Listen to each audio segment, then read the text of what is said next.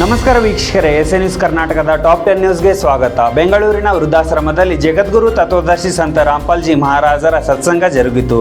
Punjab Kings IPL ಫೈನಲ್ಗೆ ಪ್ರವೇಶ. ಶ್ರೇಯಸ್ ಅಯ್ಯರ್ ಅವರ ಅಜೇಯ 87 ರನ್ ನೆರವಿನಿಂದ ಪಂಜಾಬ್ ಕಿಂಗ್ಸ್ ಮುಂಬೈ ಇಂಡಿಯನ್ಸ್ ವಿರುದ್ಧ ಜಯ ಸಾಧಿಸಿ IPL 2025 ಫೈನಲ್ಗೆ ಲಗ್ಗೆ ಇಟ್ಟಿದೆ.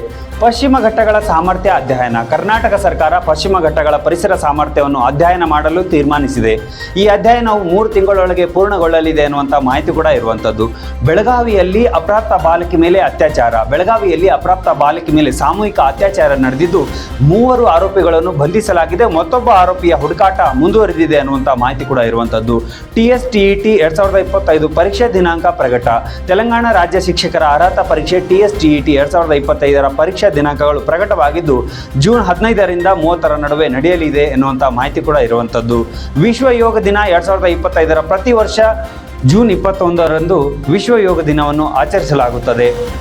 ABA ಫಸ್ಟ್ ರನ್ನರ್ ಉಪಗ್ರಹ ಉಡಾವಣೆ. ಅಜಿಸ್ಟಾ BST ಏರೋಸ್ಪೇಸ್ ಸಂಸ್ಥೆಯ ABA ಫಸ್ಟ್ ರನ್ನರ್ ಉಪಗ್ರಹವನ್ನು SpaceX ಫಾಲ್ಕನ್ 9 ರಾಕೆಟ್ ಮೂಲಕ ಉಡಾವಣೆ ಮಾಡಲಾಗಿದೆ. ಭಾರತದ ಮೊದಲ ಬುಲೆಟ್ ರೈಲು ಟ್ರಯಲ್ ರನ್ ಆರಂಭ. 2026ರ ಅಂತ್ಯದೊಳಗೆ ಮುಂಬೈ ಅಹಮದಾಬಾದ್ ನಡುವೆ ಸೇವೆ ಪ್ರಾರಂಭ ಸಾಧ್ಯತೆ. ಭಾರತದ ಮೊದಲ ಬುಲೆಟ್ ರೈಲಿನ ಟ್ರಯಲ್ ರನ್ ಜಪಾನಿನಲ್ಲಿ ಯಶಸ್ವಿಯಾಗಿ ಆರಂಭವಾಗಿದೆ. ಈ ವೈಭವಶಾಲಿ ಯೋಜನೆಯು 2026ರ ಅಂತ್ಯದೊಳಗೆ ಭಾರತದಲ್ಲಿ ಕಾರ್ಯಗತಗೊಳ್ಳುವ ನಿರೀಕ್ಷೆ ಇರುವಂಥದ್ದು. ಈ ಹೈಸ್ಪೀಡ್ ರೈಲು ಸೇವೆ ಮುಂಬೈ ಹಾಗೂ ಅಹಮದಾಬಾದ್ ನಡುವಿನ ವಿಶೇಷ ರೈಲು ಮಾರ್ಗದ ಮೂಲಕ ಚಲಿಸಲಿದ್ದು ವೇಗ ಹಾಗೂ ಸಮಯದ ದೃಷ್ಟಿಯಿಂದ ಇದು ಹೊಸ ಅಧ್ಯಾಯ ಮೂಡಿಸಲಿದೆ ಎನ್ನುವಂತಹ ನಿರೀಕ್ಷೆ ಕೂಡ ಇರುವಂಥದ್ದು.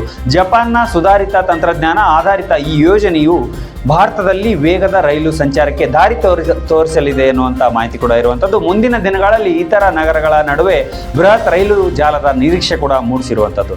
ಇದಾಗಿತ್ತು ಇವತ್ತಿನ ವಿಶೇಷ ಟಾಪ್ 10 ನ್ಯೂಸ್. ಮತ್ತೆ ಸಿಗೋಣ ಮುಂದಿನ ಸುದ್ದಿಯಲ್ಲಿ. ನಮಸ್ಕಾರ, ಧನ್ಯವಾದಗಳು ವೀಕ್ಷಕರೇ.